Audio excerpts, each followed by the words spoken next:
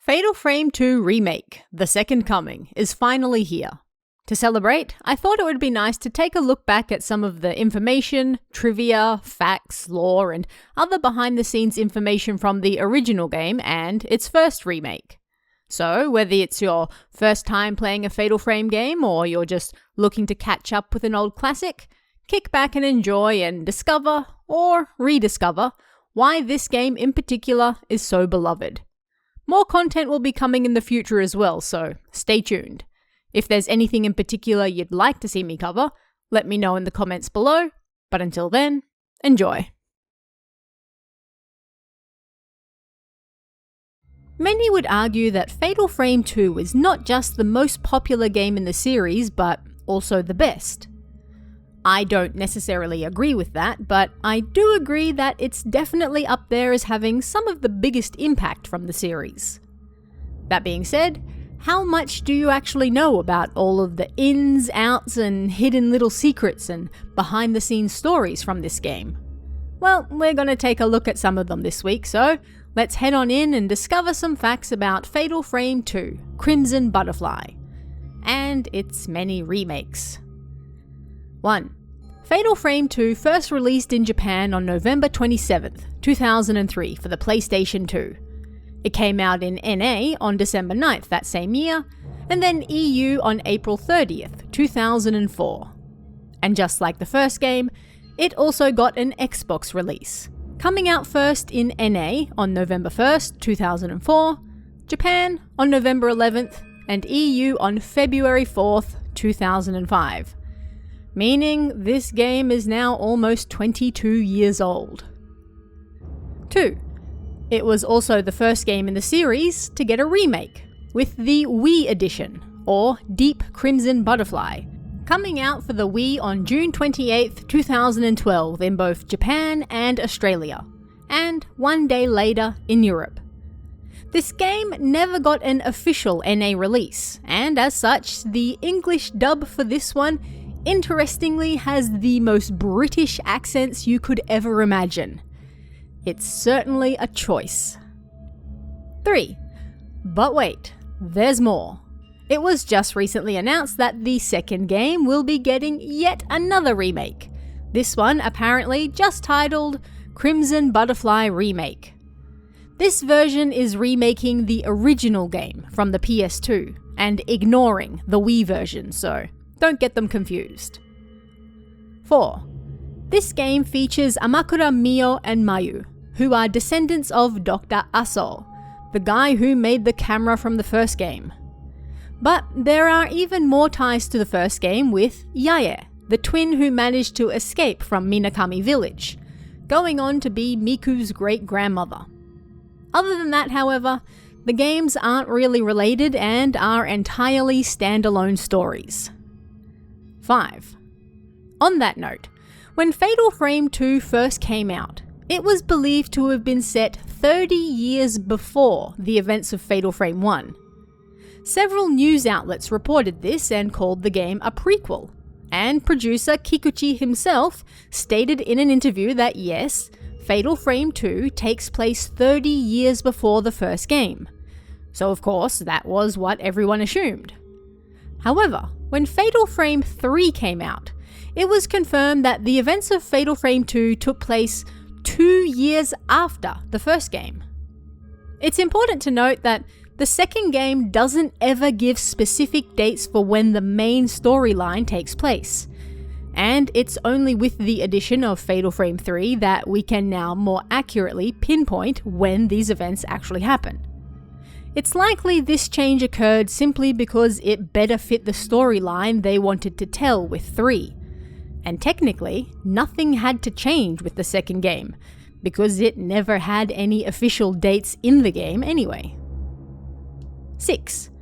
The image song for this game was Cho by Amano Tsukiko, marking her first time working on a main song for the series. It actually premiered on July 30th, several months before the game came out, at one of her live shows. Although the first game doesn't have an image song, they decided to go for one with the second game because they wanted something more powerful that would resonate with listeners. and that, in their opinion, was more easily achievable with a human voice to go alongside it. The song was then released as a single on November 12, 2003, shortly before the game's release. 7. It was Shibata who actually recommended Amano at first. When Kikuchi mentioned wanting an image song, Shibata went to a CD shop in Shinjuku, flicked through the A section, and there found Amano. After listening to her song Hakoniwa, he loved it and made Kikuchi listen to it as well. And the more Kikuchi listened to her music, the more he fell in love with her voice and worldview. They then sent her information about the second game, such as the setting and plot, and she played through the first game to get a feel for it before coming up with Cho for the second game. However, years later, Amano admitted she never actually read the documents she was sent about the game. So she was surprised when she saw, well, her song actually fit the ending of the game. 8. According to an interview Shibata did with the PlayStation blog website in 2013, the storyline of Fatal Frame 2 is based on a dream he had shortly after they finished making the first game. This dream, according to him, had a perfect plot and was both scary, magical, and traumatic. It even came with an ending, so all he really had to do was work that into a playable game somehow. And according to Kikuchi, the rest of the team took inspiration from both Japanese and Western horror when it came to creating the game, mixing things from here and there to create the story they wanted to tell. 9. The game reportedly went on to sell around 42,000 copies in Japan, and around 22,000 in the rest of the world. This was a distinct improvement over the first game, which only sold around 42,000 games in total. 10. It's with this game that the devs really started to emphasize not just horror, but beauty amongst horror. Shibata not only instructed the CG team to really focus on making the cutscenes not just scary, but beautiful as well. And he also personally provided them with materials, such as movies and images, to show just what it was that he was after. 11. Although we don't see any health bars in the game, the ghosts do have varying HP, which determines how strong or weak they are. The weakest ghosts in the game are the torch, pole, and sickle bearers from the second chapter, who only have a HP of 50. The strongest is, of course, the Kusabi during his boss fight, and he has a HP of 700. 12. Depending on the version of the game you're playing, the spirit list will vary. If you play the NA version, ghosts 147 to 150 will be various Western journalists from the gaming industry. This is the same for the EU version, except using EU gaming journalists. And if you play the Japanese version, these ghosts will be employees from Famitsu. The Xbox version also has a bunch of new ghosts you can only find in that game. 13. If you're looking for a new way to play the game, the Xbox version allows you to play the game entirely in first person. Now you can really get up close and personal with the ghosts. 14. Kikuchi credited novelist Yokomizo Seishi as helping him create the unique atmosphere they were going for in this game. Yokomizo was a mystery novelist who you may know as the creator of the infamous fictional detective Kindaichi Kosuke. Kikuchi also credited The Shining as having some influence on him as well. 15. Kikuchi has also stated that he doesn't feel that Fatal Frame 2 is a survival horror game. He doesn't mind if other people call it that, but to him, it's not survival horror. It's not even action horror. It's just horror. 16. The game's theme colour is, of course, crimson. Kikuchi also mentioned in an interview with Team Xbox that the story theme was symmetry. This ties into the twins and butterflies and the horrors that happen when you tear two sides of one whole apart. 17. According to Shibata, Mio's original design concept was of a girl who joined ballet classes, as she was rather conscious of how easily she gained weight. While there, she came to like the brand that created their tutus, and so she bought much of her wardrobe from that same company. How oddly specific. Mayu, on the other hand, was said to simply go with what Mio liked, buying from the same brand. This is why their clothes are similar. 18.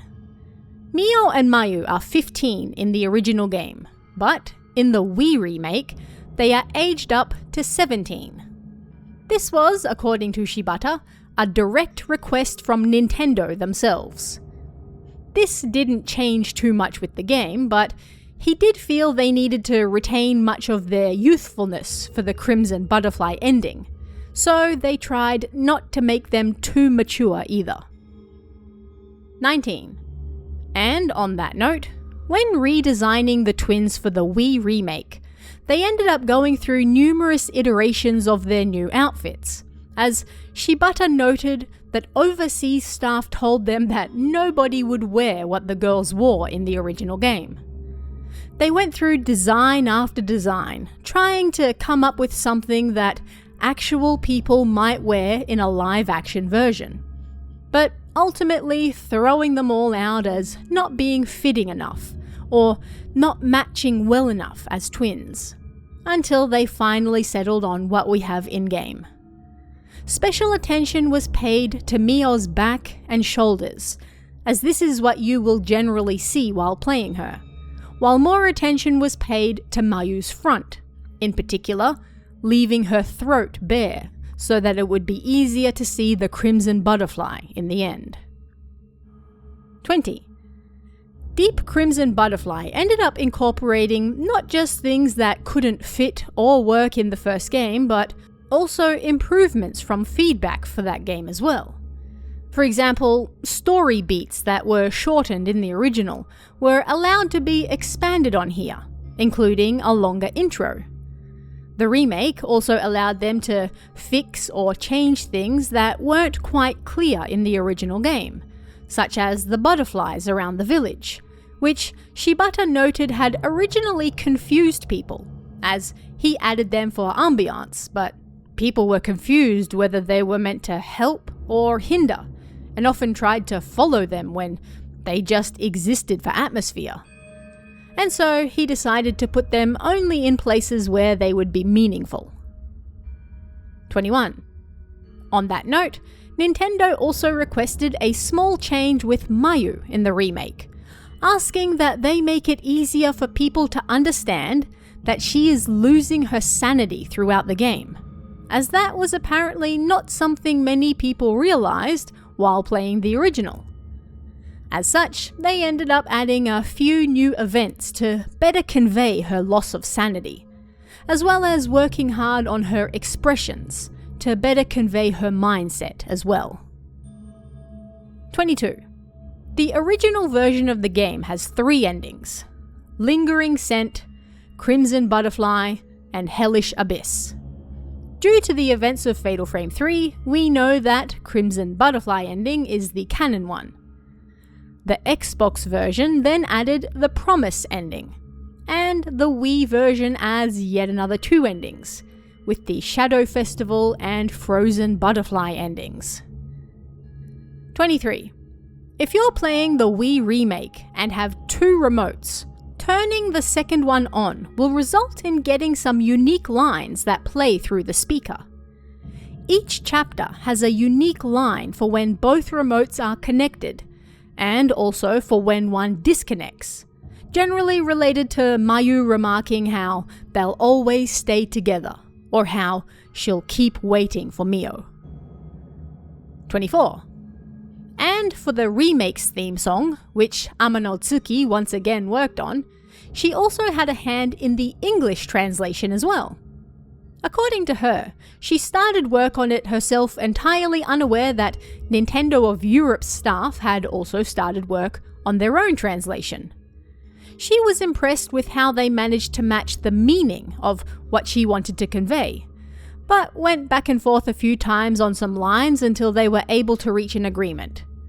But, according to Amano herself, the entire translation was still done in just 4 days. 25. During development of the Wii remake, Shibata noted that when some employees from another company were checking cutscenes, everyone suddenly heard laughter during the scene where Sae also laughs. But this laughter wasn't coming from the game. Everyone pointed over Shibata's shoulder. It was coming from behind him. This reportedly happened again during a meeting with Nintendo employees, but this time coming from the window. The room he was in was on the 6th floor. And that is 25 facts about Fatal Frame 2, the game that's about to get its second remake. But what did you guys think of this one? Are there any other characters or games you'd like me to explore? Let me know in the comments below, and I'll see you again next time. 3 words, survival horror fans. 3 words. Scary as hell. These days, many fans would argue that Fatal Frame 2 isn't just the best game in the series overall, but also the scariest. It's also arguably the most popular game nowadays, but how did it fare when it came out? Once again, let's dive into some reviews that came out when Fatal Frame 2 released in NA on December 9th, 2003. And EU on April 30th, 2004. So the IGN review for this game came out on November 19th, 2003, about 2 weeks before the game's public release. It opens with that scary as hell quote from the start of the video, which may be all you need to know about this one, but let's look a little further. They really seem to like this game. Bigger, longer, and scarier than the original. Butterfly not only manages to do exactly what it sets out to do, it also succeeds in becoming one of the best pure adventures on the PlayStation 2 thus far. In fact, it's probably only eclipsed by the stellar Silent Hill series, and even that could just be a matter of opinion. Absolutely wild praise. At any rate, the review continues by describing the story a little, and it's interesting to note that they state that this game takes place 30 years before the original. At some point, it does appear this game was intended to take place much earlier in the timeline, but then it got bumped up to after Fatal Frame 1, so I guess reviewers were still working with that old information. Make no mistake about it, it's one of the scariest video games that we've ever played. The glaze is real. At any rate, they praise the combat system as being an improvement over the first game. Not that that's hard. And note that there's improved difficulty to the game this time around as well. The first one, in their eyes, was too easy, but this one is balanced much better. But like everyone who has held a controller while playing this game, they do note that escorting Mayu around is quite the frustrating experience. They also argue that Mio, when running, still only reaches roughly Jill Valentine's walking speed. So yeah, don't expect to make your way around the map too quickly. However, between the terrific storytelling, intriguing battle system, and challenging yet immersive puzzles, these small little hitches aren't nearly enough to make us forget about the game's overall quality. And for those heavy into their graphics at the time, they also note, more technical graphic fiends, however, may take umbrage with the fact that the game sports lower character polygons when compared to the PS2 versions of Silent Hill and Clock Tower 3.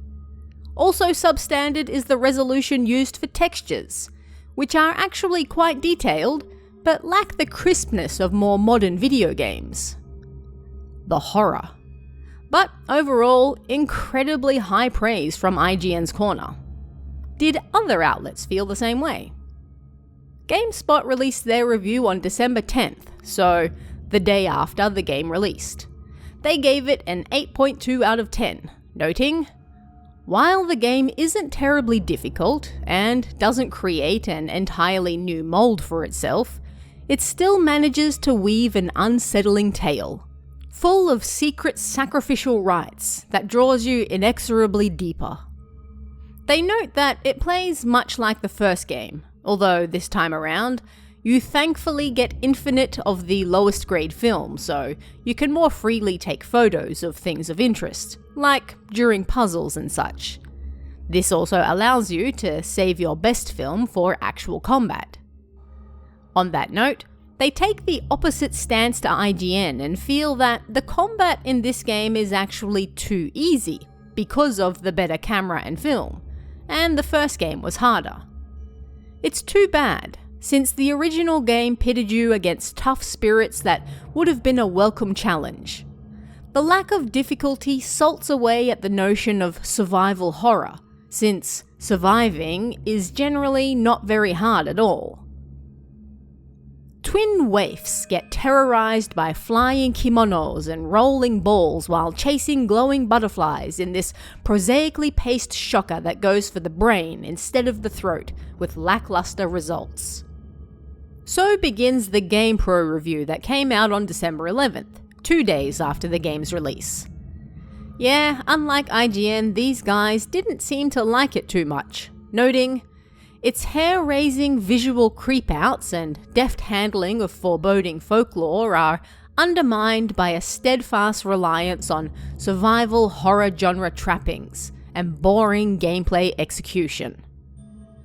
Overall, these guys take umbrage with the fact that the game just doesn't try to do anything new. Same old camera angles, same old puzzles, same old key retrieval.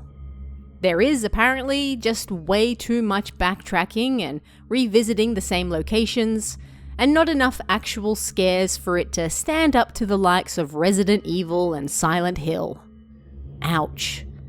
But really, where are the lies? I'm also not a big fan of backtracking myself.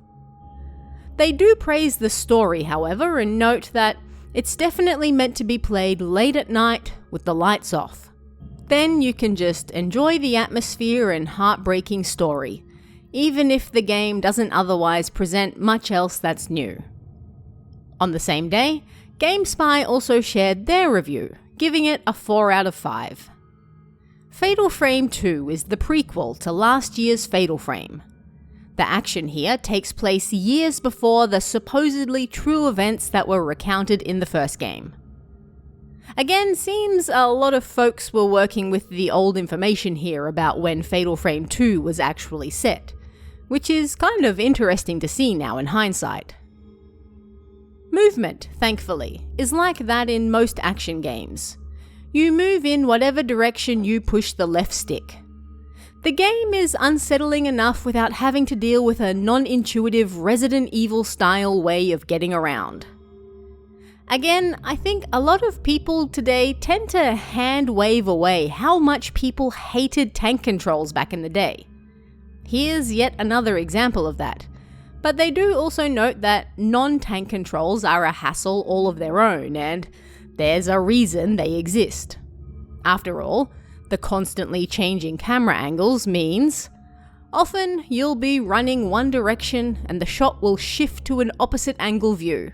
As a result, your forward movement becomes a backwards movement.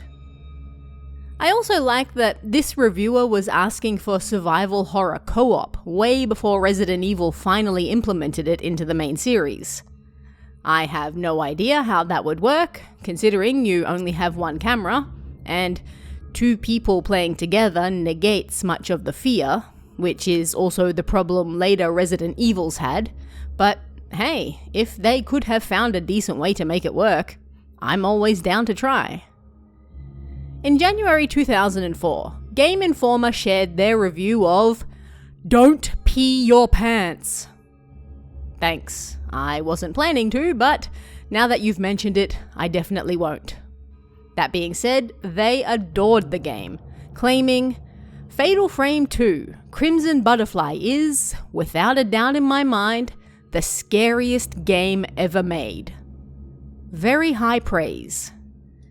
Their one issue, as with many reviewers, seems to be with the battle system.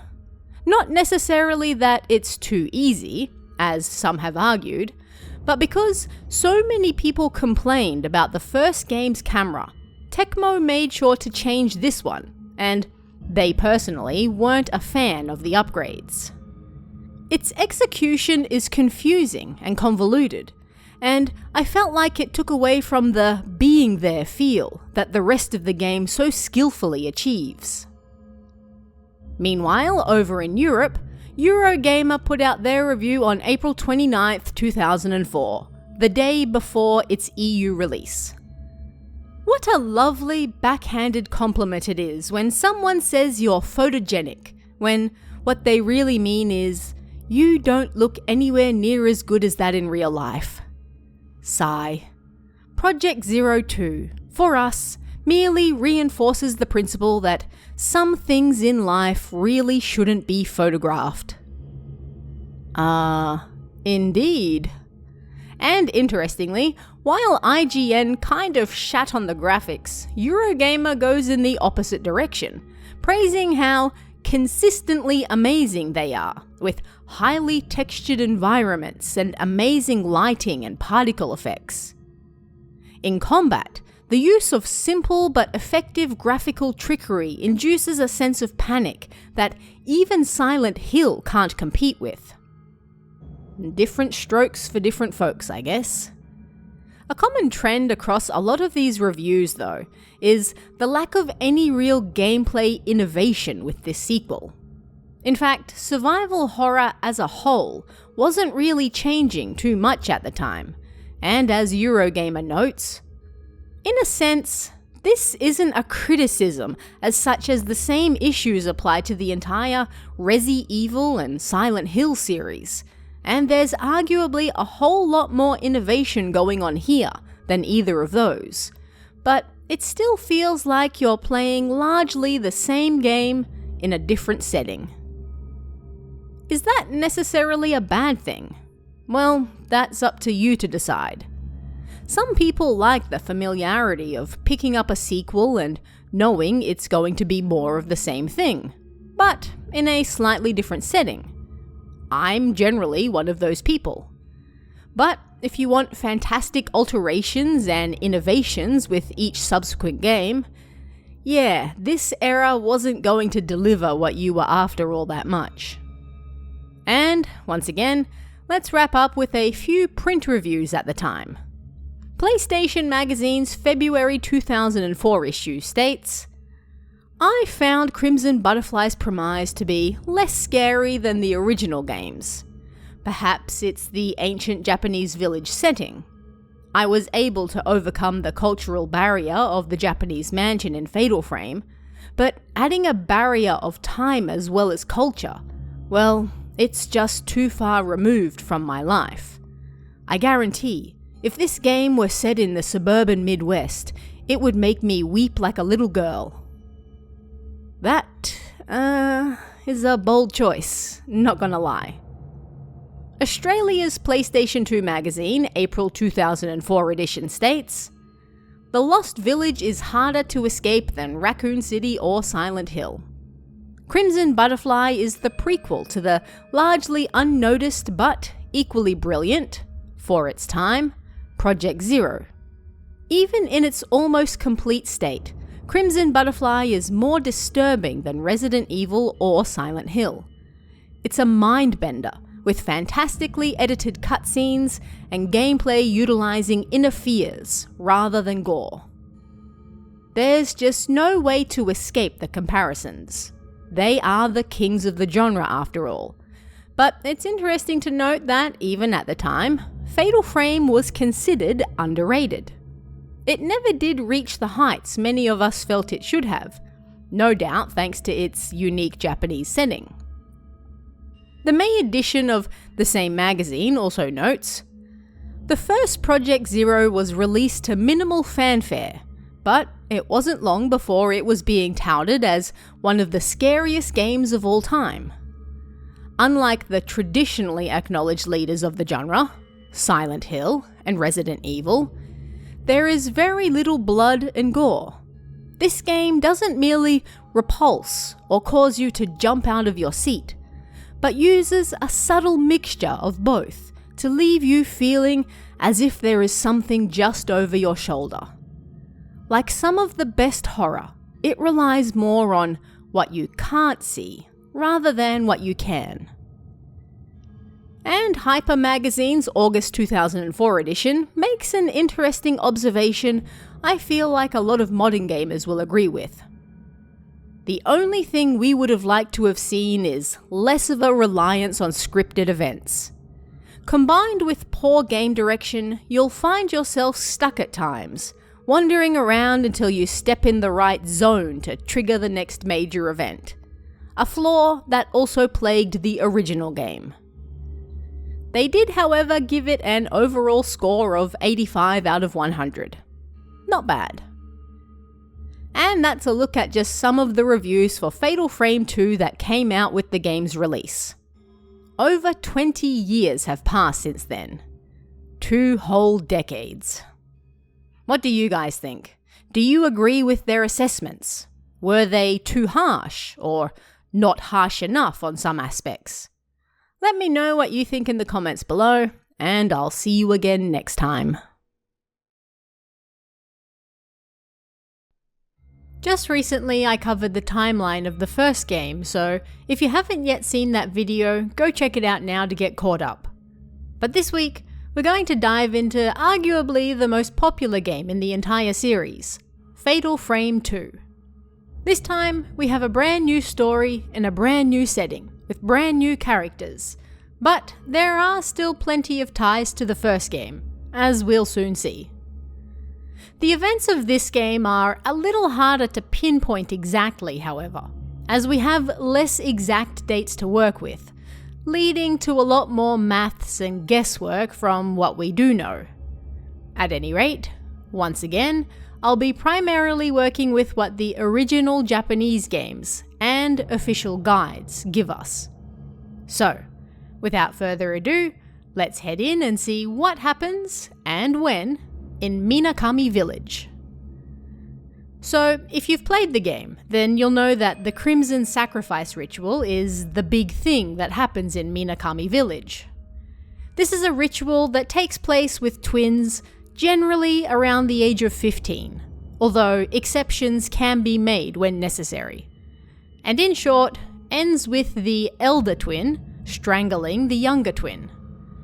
After being strangled, a mark like a crimson butterfly forms on the younger twin's neck, and their soul goes on to protect the village.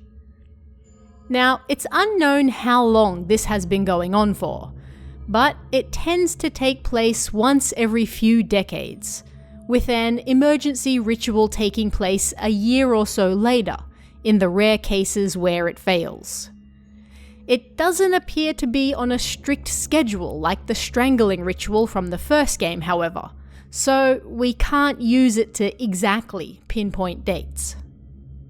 We're told of several sets of twins who successfully took part in the ritual, such as the Kurosawa twins, the Osaka twins, and the Kiryu twins. Kurosawa Ryokan, father of Sae and Yae. Yes, the same Yae from Fatal Frame 1, who gave birth to Mikoto, Hinasaki Miku's grandmother, successfully took part in the ritual with his own twin brother when he was younger. Again, we don't have a strict date for this, but if we do some crazy math and extrapolate from Sae and Yae's possible year of birth, and assume that he was, say, mid-20s or so when they were born, then we go back to his possible date of birth and add 15 years to that, the age twins generally are when the ritual takes place. Well, his Crimson Sacrifice ritual probably took place in the mid-1880s. Probably. If he and his wife had the girls later in life, then this ritual perhaps took place in the mid-1870s instead. Either way, when he grew up, he became the ceremony master, who presided over the ritual with Tachibana Itski and Mutsuki. That then failed. The boys simply loved each other too much. Because of this failure, an emergency ritual then had to take place the following year, and Ryokan's own twin daughters, Sae and Yae, were the ones who had to take their place. Now, we know that Mikoto from Fatal Frame 1 was likely born sometime in the 1920s, probably somewhere around the middle. We sadly don't have exact dates, however, so it's all guesswork, and it's important to keep that in mind. Considering the time period, Yae was probably in her 20s or so when she gave birth, meaning she herself was likely born sometime around the turn of the century. However, we can't rule out that she was perhaps a little older when she gave birth as well. So there's a good chance she was born in the late 1800s. This is important because we're not given any solid dates for when the tragedy of the Repentance, the event that wiped out Minakami Village, took place.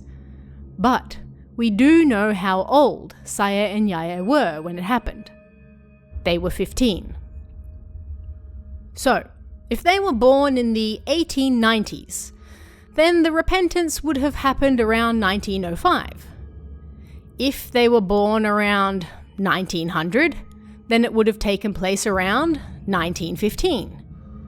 We also know that Dr. Aso was alive when it happened. He likely died sometime around the middle of the 1910s. And we were repeatedly told that the Repentance took place during the Meiji period, which ended in 1912. So, we can assume it probably happened somewhere around 1910. But keep in mind, there is no official confirmation anywhere about this exact year that it happened. But if so, then Sae and Yae were likely born in 1895. One interesting date we do have, although it doesn't really change much, is that Makabe Seijiro, a folklorist who visits the village, makes note of a law recently passed by the Japanese government that rules that first-born twins are considered the oldest, and the twin born second is the youngest. This was designed to settle inheritance disputes, but in Minakami, they continue to believe what they've always believed. The elder twin is actually the twin born second, because they are stronger and they allow the younger and weaker twin to be born first. Now, the date of this law is December 13th, 1874. He refers to it as recent, but we can't say how recent, and he could be generalizing. Perhaps he means recent as in the grand scheme of history. Perhaps he means actually recent as in the last few years. Timeline-wise, it makes more sense to be a general recent, but it's something to keep in mind. So, if we assume that the Repentance took place in 1910, then 10 years before that, around 1900, Munakata Ryozo visits Minakami Village as a child with his father, a peddler. He would have been around 6 or so at the time, and he notes that the villagers don't seem to like outsiders. However, he befriends the Tachibana twins, Itsuki and Mutsuki, and they're around the same age. They share tales of the village while he shares tales of the outside world, and it's here that he learns of a festival involving twins that takes place in the village every few years. Now, the year before the Repentance, so probably around 1909, 9 years after Munakata's visit, Itsuki and Mutsuki take part in the Crimson Sacrifice ritual, But because of their bond with each other, they're unsuccessful. As such, an emergency ritual needs to be carried out the following year, and Sae and Yae are next in line. During these 9 years, Munakata kept in contact with the Tachibana twins, and the following year, so around 1910, he suddenly gets a letter from Itski asking him to come back and take Yae and Sae away from the village. They're going to be involved in the next festival, but Munakata is confused as to why Itski is requesting this of him. Is the festival dangerous? Being just a teen, he doesn't have the money to travel there, but he brings it up with the folklorist Makabe Seijiro, whom he now works for as an apprentice. Makabe is interested and agrees to go. Makabe and Munakata arrive at the village shortly thereafter, and Makabe brings with him various items from Dr. Aso, a friend of his. A camera, a projector, and a spirit stone radio. The pair stay with the Kurosawa family, but unfortunately for all involved, the hellish abyss has been, well, angry in recent times, due to the failed ritual the year before. And so, Ryokan decides some rather drastic measures must be taken. He'll turn Makabe into a Kusabi. This is a human sacrifice designed to appease the abyss, and hopefully hold everyone over until they can carry out the Crimson Sacrifice ritual again. Makabe starts to cotton on to the fact something terrible is happening here, and sends Munakata away. He accepts his fate, and is even somewhat excited to see what's going on firsthand. Munakata is made to leave, but he promises Yae he'll return for her. Makabe then becomes a sacrifice, but it's still not enough. Itsuki then helps Yae and Sae escape, but he's captured and he ends his own life. Sae then trips in the forest as the girls run. She assumes Yae will come back for her, but she doesn't. Instead, Yae gets lost. Sae is taken back to the village, and they try to carry out the ritual without Yae. Naturally, it fails.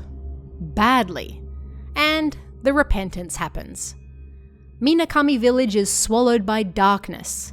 Sae and Makabe are twisted by it, and together they wipe out the village. They kill almost everyone, and those who survive end up taking their own lives or are driven completely and utterly mad. Minakami village is wiped off the maps, trapped in an endless night where the ghosts live in an endless loop of pain, and those unfortunate souls who find themselves in the village end up joining them in an incredibly painful afterlife. True to his word, Munakata returns shortly after the repentance, and he finds Yae, now without her memories, crying at the gate to the village that is now gone. He takes her away and cares for her, and eventually they get married and take part in what happened in the Fatal Frame 1 timeline. Now, with Minakami village trapped in an eternal night thanks to the repentance, people whisper how you can hear Sae's maniacal laughter beyond the village. Earthquakes continue in the area, causing more and more darkness to spill forth. The village is forever covered in darkness and fog, and rumours begin to spread that any who enter the forest outside the village are forever lost. They are spirited away. Fast forward a few decades. In 1973, Amakura Mio and Mayu are born. Mio is the younger, Mayu is the elder. Both their parents grew up not too far from Minakami village, with their father, Misao, being a descendant of Dr. Aso. Their mother, Shizu, is the older sister of Amakura Kei, who is good friends with Mafuyu from the first game, and Asol Yu from the third, another descendant of Dr. Asol. Yes, all these characters are related in a very complex web. At any rate, Misao went missing in the woods outside Minakami village when Mio and Mayu were still young, and ends up being trapped in the village as well. Shizu warns the girls never to play in those woods after that, but of course they often do. One day, Mayu badly injures her leg while they're playing there, and this leaves her with a bad limp thereafter. Perhaps terrified that her children might also disappear like her husband did, Shizu then moves the family away, and Mio is left feeling guilty about her sister's injury. Now, sometime in 1987, work begins on the Minakami Dam, not too far from Minakami Village. Makimura Masumi heads out to survey the area, but unfortunately he's also spirited away into the village. Articles are printed on his disappearance, but the police quickly call the search off. His girlfriend, Sudo Mako, decides to keep looking for him herself, and while in the forest, she too is spirited away. She does eventually find her boyfriend, however, but unfortunately, both meet a tragic fate. The search for both is eventually called off, and construction on the dam continues. After all, one missing surveyor and his girlfriend is hardly enough to call off an entire dam project. Shizu hears that the dam is soon to be finished, and the forest near Minakami village will soon be flooded. She decides to head back with the twins to see it one last time in July 1988. It was, after all, where their father went missing, and the area where they grew up. And so, we're led to the events that take place as you play through the game. As the twins play in the forest, reminiscing about their past, Mayu follows a crimson butterfly that leads her towards the village. Mio follows her, and they find themselves in front of Minakami. And so the main content of the game begins. Again, I won't spell out step by step what happens in the game because I do plan to make full story videos at a later point, but I'll very quickly sum it up. And yes, there are spoilers here if you haven't played this 20-plus-year-old game. Mio and Mayu uncover a lot of the timeline we just discussed while searching the village.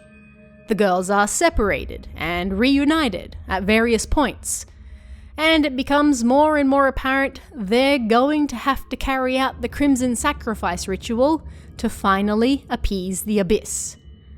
They also discover that in Minakami village, the firstborn is actually considered to be the youngest, which means that Mio, who was born second, is going to have to kill her sister, Mayu, who was born first. And so she does.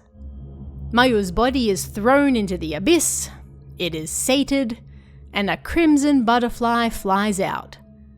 They have defeated the evil, but at what cost? As we later discover in Fatal Frame 3, Mio was found a week after going missing, collapsed in the middle of the forest. She was then taken to the hospital, but due to extreme fatigue, she wasn't able to talk. And sometime later, Mio overlooks the now finished dam.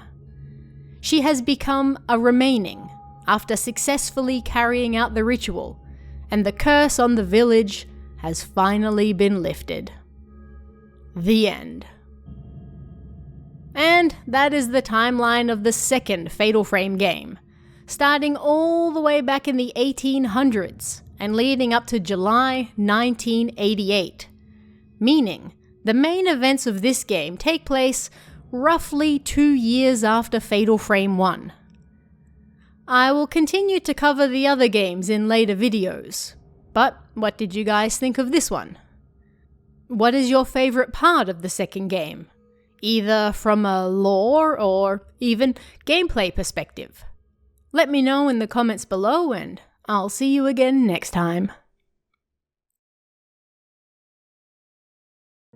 Each Fatal Frame game revolves around a ritual gone wrong, and usually a ritual designed to keep some sort of hellgate or opening from bursting forth and flooding the area with evil spirits.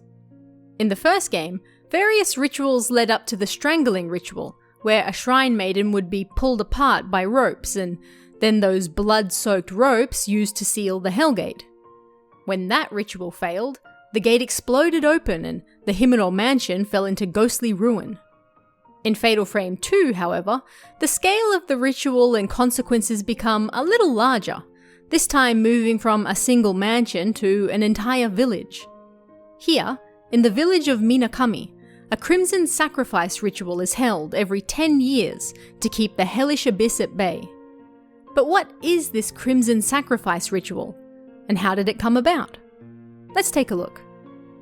First things first, the crimson sacrifice ritual is, naturally, not based on anything real. None of the rituals in the games are. They're fictional creations designed to be as terror-inducing as they can possibly be, and while they do occasionally take aspects from Japanese culture and folklore, that's the extent of it. You'll find a few of those influences here again, but for the most part, it's entirely fictional. So, what is the Crimson Sacrifice Ritual? Minakami Village sits atop something called the Hellish Abyss. In Japanese, this abyss is called Utsuro, which translates roughly to hollow, hole, or cavity. It can also mean something like vacant or void as well. In this case, basically an empty hole in the ground.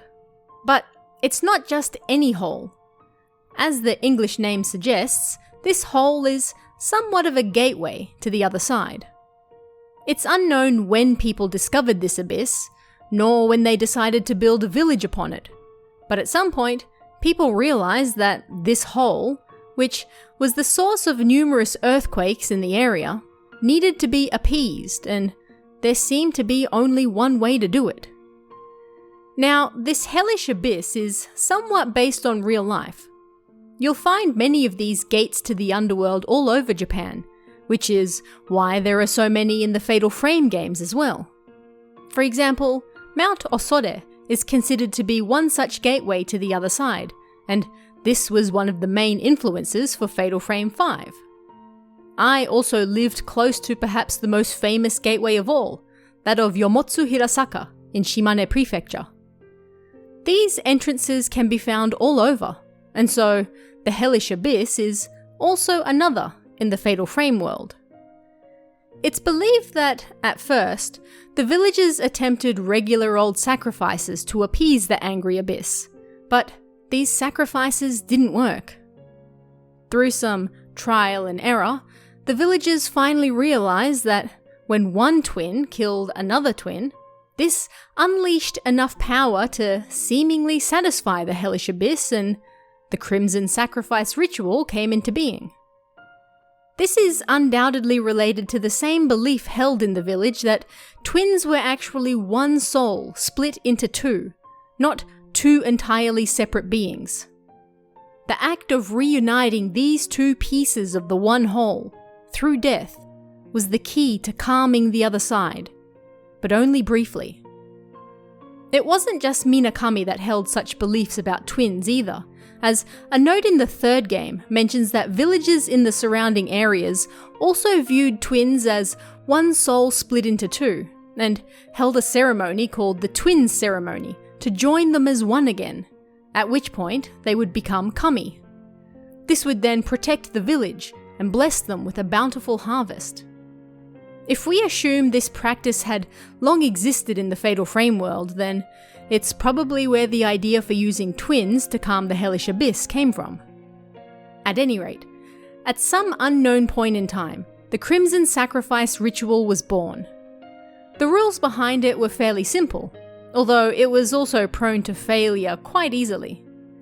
Performed generally once every 10 or so years, a pair of twins around the age of 15 would be chosen from the village and moved into the twin houses 1 year before the ritual was to take place. Although, in some cases, if no older twins were available, much younger twins would also be used. These houses, the Kiryu and Tachibana houses, would house one twin each and keep them in seclusion until the time of the ritual, purifying them and getting them ready for the momentous task at hand. The chosen twins would wear white kimonos tied right over left, the same way a dead person would wear a kimono, rather than the traditional left over right. This symbolized the journey they were about to take. Once a year had passed and everything was good to go, veiled priests would take the twins to the Kurosawa house via tunnels under the village, and from there, they would be led down to the hellish abyss. The Crimson Sacrifice ritual itself wasn't very complex. Some priests would chant and beat drums, while the elder twin strangled the younger. It's important to note here that the elder twin is not what we would normally consider to be the eldest. The elder twin in Minakami Village isn't the twin who was born first, but rather the twin who was born second. This comes from a local belief that the elder, and thereby stronger twin, would allow the younger, weaker twin to be born first, because they would not be able to survive any longer in the womb. This was seen as an act of strength, and so it was the twin who was born second who was considered the eldest. At any rate, this elder twin, by the villagers' reckoning, would have to strangle the younger twin to death. That was it. Once done, the mourners surrounding the abyss would then toss the body in, if it hadn't already fallen in, and a red mark in the shape of a butterfly, very similar to hand marks, would appear on the throat of the remaining twin. The sacrificed twin's spirit, on the other hand, would turn into a crimson butterfly, the main motif of the game, to protect and watch over the village. Butterflies carry numerous meanings in Japan, including the obvious of transformation from one thing to another, but they're also closely linked with death and spirits. Butterflies are often thought to be the spirits of the dead taking a journey to the other side, and they help guide others on their journey as well. Butterflies are also strongly associated with women in Japan, as their metamorphosis is thought to resemble that of a young girl into a fully grown woman. This is why the butterflies made a perfect match for the Crimson Sacrifice ritual, and why the motif is used so strongly throughout the game. In some cases, although not all, a remaining twin's hair might turn white from the shock of killing their other half. This can be seen with Tachibana Itski, who killed his brother in an unsuccessful ritual, and Kureha, a character from the Deep Crimson Butterfly remake, whose twin was stillborn. And this leads us to another important point. The ritual can and has on occasion failed. The reason for this is fairly simple, and usually because of one of two reasons. Either the ritual was carried out incorrectly, or the twins may love each other too much, causing them to be incompatible sacrifices. The ritual being performed incorrectly by Sae is what led to the events of the second game. Her sister Yae ran off and there were no other twins left in the village. As a last resort, with literally no options left available to them, the villagers tried to carry out the ritual with only Sae, but naturally, it failed. The Tachibana twins were also an example of the second. They simply loved each other too much, and as you no doubt know by now, a lack of worldly attachment is generally a requirement for a Fatal Frame ritual to succeed. Even after being separated for a year, these boys were still too emotionally attached to each other, and despite Itsuki killing his brother, the ritual still failed. When this happens, another ritual must be carried out 1 year later, meaning new twins must be chosen immediately. But when there are no twins left, well, that's when you get the repentance. All of the spirits pouring out of the abyss and covering the town in darkness.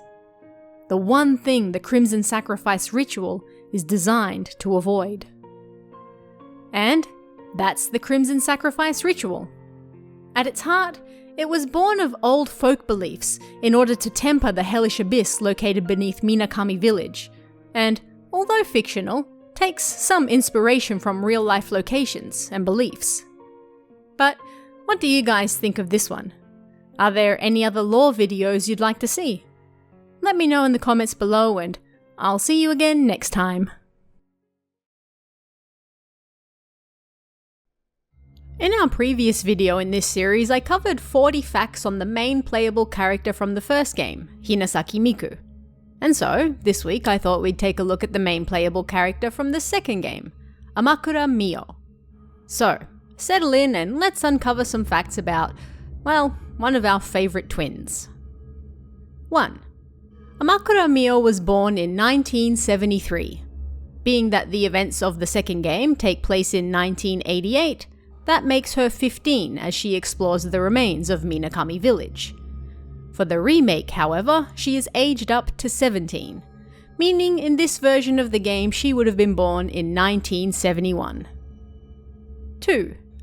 The kanji for Mio's first name means waterway or channel, but it was undoubtedly picked because it also contains the character for day or zero, which is what the series is called in Japanese. 3.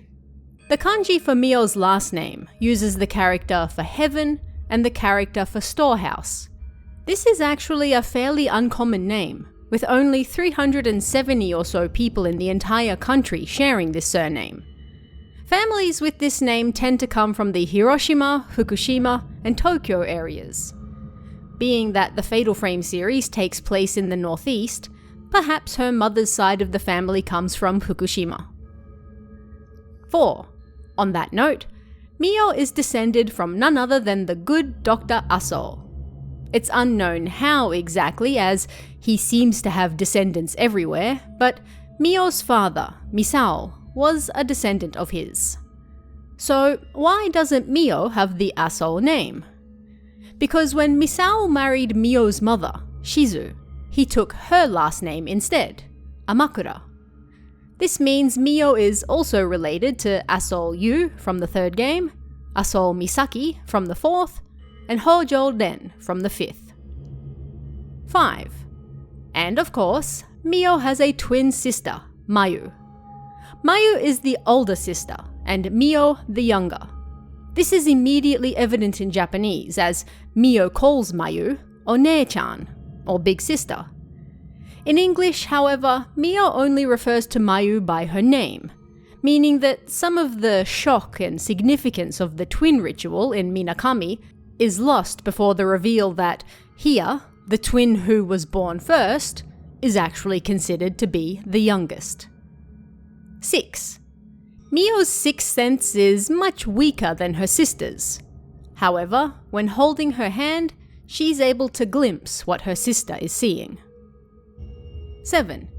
Mio has a bright, bubbly personality, but thanks to the injury that Mayu suffered as a child, the one that Mio blames herself for, she also feels a lot of guilt, and this brings her down. 8. Mio and her sister grew up not too far from Minakami Village. They liked to play in the woods nearby, but after their father went missing there, their mother told them not to go near it. Being kids, they ignored her, but when Mayu had an accident that left her badly injured in the forest, the mother moved them away from the Minakami region to Tokyo. 9. In Japanese, Mio is voiced by Kanda Akemi across all the games she appears in. In English, Kari Walgren voices her for Fatal Frame 2, Daphne Alexander voices her for the remake, and her voice actress for 3 remains unknown. 10. While Mio appears in 3 games in the series, 2, 3, and Deep Crimson Butterfly, the remake of 2, you can also find her in the ghost camera mode of Spirit Camera, the Cursed Memoir, in the gallery of Super Swing Golf on the Wii, and as a trophy in Super Smash Bros. Recently, she also appeared in Identity V as a costume for the character Perfumer. 11. The PlayStation 2 version of Fatal Frame 2 features 8 costumes you can unlock for Mio and her sister. The Xbox version then adds another 6 costumes on top of that. In the remake, Mio gets 10 bonus costumes, one of them being Mario, to go with Mayu's Luigi. The only way to play the game, let's be honest. 12. Mio was part of the Zero 4D attraction, a 3D interactive movie ride based on the same game. This short attraction was just shy of 10 minutes long and was an incredibly condensed retelling of the game in 3D. This attraction was available at a few parks around Japan and could be viewed for 600 yen. 13. In July 1988, Mio and her sister visit the forest they used to play in as children, after their mother hears that the area will soon disappear because of the Minakami Dam construction. However, they soon find themselves lost in it, and stumble upon the lost village itself, Minakami. The exact date for this is unknown, only that it happens in July. 14. As we learn during the game, despite Mio being the younger sister, by the laws of Minakami Village, she is considered to be the elder. This means it's up to her to strangle her sister to complete the Crimson Sacrifice ritual, and not the other way around, as you're led to believe at first. 15. 1 week later, Mio is found alone, collapsed in the forest. She is taken to the hospital, but they can't find anything wrong with her. Reports claim she is unable to speak due to extreme fatigue. 16. Fatal Frame 2 offers 4 endings. The Crimson Butterfly ending is considered to be canon thanks to Fatal Frame 3, and this is the one where Mio strangles her sister and then the mourners throw her into the abyss. Mio then follows a Crimson Butterfly, thought to be Mayu's spirit, outside. And as she later looks over the now finished dam, we can see a crimson butterfly mark on her throat. She has become a remaining. 17. In the Lingering Scent ending, Mio escapes right before the ritual is to take place, mirroring Sae and Yae all those years ago. Sae chases after her and Mio then wakes up in the forest where she was at the beginning of the game. Mayu's voice, combined with Sae's, can be heard in the background saying, "I'll wait forever." 18. In the Hellish Abyss ending, Mayu is possessed by Sae and attacks Mio. After defeating her, Mayu and Sae are separated and both fall into the abyss. Mio is able to save Mayu, but Sae falls into its depths. However, while holding onto her sister, Mio looks into the abyss and sees the horror it holds. The twins are later found unconscious in the woods, but Mio is now blind after what she saw. It ends with Mayu smiling, as now the tables have turned, and Mio must rely on her sister, and not the other way around. 19. In the Promise ending, which is only available on Xbox, Mio finds Mayu at the abyss, and then Yae's spirit splits from her body, reuniting her with Sae. The Kurosawa twins jump into the abyss, and Mio is able to save her sister. The pair then leave the village, promising to never part again. 20. In the remake, there are 2 new endings. The Frozen Butterfly ending sees the ritual basically reversed, with Mayu strangling Mio, and then somewhat turning her into a doll in the Kurosawa house. The Shadow Festival ending sees the repentance happen once again, as Mio and Mayu hug, remembering a festival they attended as children. They're then seen holding hands with their eyes closed, draped in a single kimono. 21. Mio shows up again briefly in Fatal Frame 3. Word on the streets is that she was going to be playable again, alongside Miku from the first game. but they quickly changed that to include her uncle, Kei, instead. Why? Well, apparently some people wanted a playable male character again. As such, Mio was shifted more to the background of the story while Kei did all the work. 22. The first thing we ever hear Mio say is calling out her sister's name, Mayu. And even though the dialogue changes and moves in the remake, this is still the first thing she says there too. 23. As such, it shouldn't be a surprise that when Mio is afflicted by the tattooed curse after the events of Fatal Frame 2, it's because of her struggle with losing her sister. Mio blames herself for Mayu's death, and it's this that makes her succumb to it. She finds herself dreaming of the village again and chasing butterflies there. And because the curse is infectious, she infects her uncle, Kei, who is looking after her. 24. After the events of Fatal Frame 3, Kei takes Mio to see Rei and Miku, marking the first time in the series that all of the lead characters have actually met and been in the same place at the same time. 25. And finally, although Mio was never given an official theme color like Miku, at least that I can find, we can see either way that it's brown. Both her clothes and hair are brown, and promotional images with her generally tend towards brown backgrounds as well. Even when she appears in other games, like Identity V, there's still plenty of brown around. And that is 25 facts about Amakura Mio, the main playable character from Fatal Frame 2. But what did you guys think of this one? Are there any other characters or games you'd like me to explore? Let me know in the comments below, and I'll see you again next time.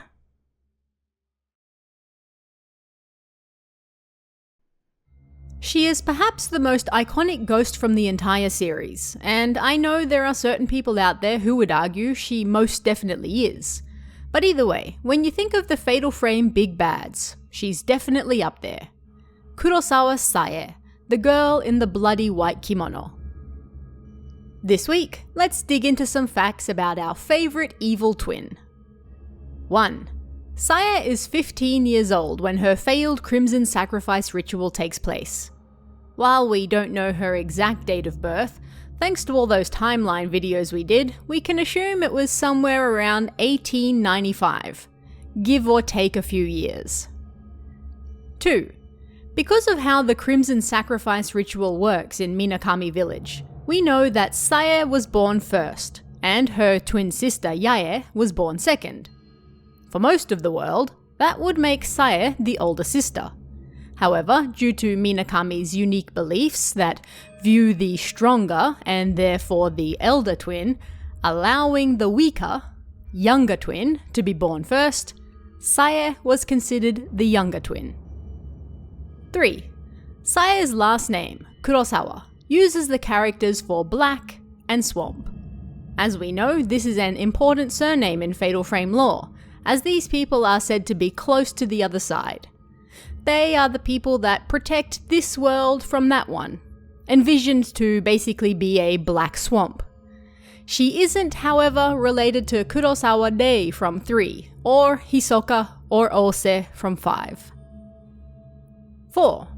Saya's first name uses the characters for silk and heavy, although perhaps a better reading of the second character in her name would be something along the lines of heavy responsibility, a serious or grave event, etc. Of course, this ties into her role in the game, where she feels she must shoulder the heavy burden of completing the ritual so that nobody else has to suffer. Another reading of the same character, however, can mean a secondary or supporting role, and she was considered the younger sister, so make of that what you will. 5. In the original game, Saya is voiced by Kawasumi Ayako, who also voiced Amakura Mio. Similarly, both Mayu and Saya are voiced in English by Kim My Guest, who you may remember also voiced Miku in Fatal Frame 3. Kawasumi also voiced Sae for the remake, Deep Crimson Butterfly, as it's rather uncommon to change voice actors in Japan if said voice actor is still working. In English, however, she was voiced by Patricia Gannon in the remake. 6. Similar to Kirie in the first game, Sae's ghost is also so powerful that if she manages to touch you, it generally means instant death. However, unlike Kirie, Sae oddly isn't the final boss of the game for the canon ending. While you can battle her, it's only available in hard mode on PS2, and that leads to the non-canon Hellish Abyss ending. 7. And again, similar to Kirie, Sae can generally be seen in two different forms throughout the game, although the difference isn't quite as large as Kirie's older and younger versions.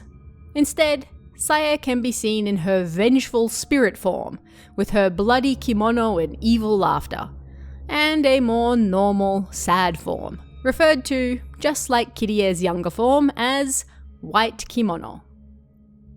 8.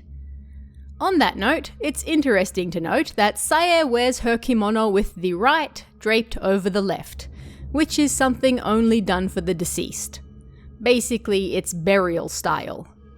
If you are still alive and breathing, then your kimono should be worn left over right. So, not that there should be any confusion, but knowing this, you can tell at a glance that Sae is dead. 9. Throughout the game, we can find 6 notes from the Butterfly Diary, which was a joint diary shared by Sae and Yae. In it, they share their thoughts leading up to the Crimson Sacrifice ritual. Sae notes how Makabe took a picture of her with his camera obscura, and how her face looked strange in it. But she knows he's going to be sacrificed soon, so she wants to help him escape. All that matters to her is becoming one with Yae. Throughout each entry, Sae details how the only thing she wants is to carry out the ritual with Yae, so nobody else has to suffer, and how scared she is of being alone without her.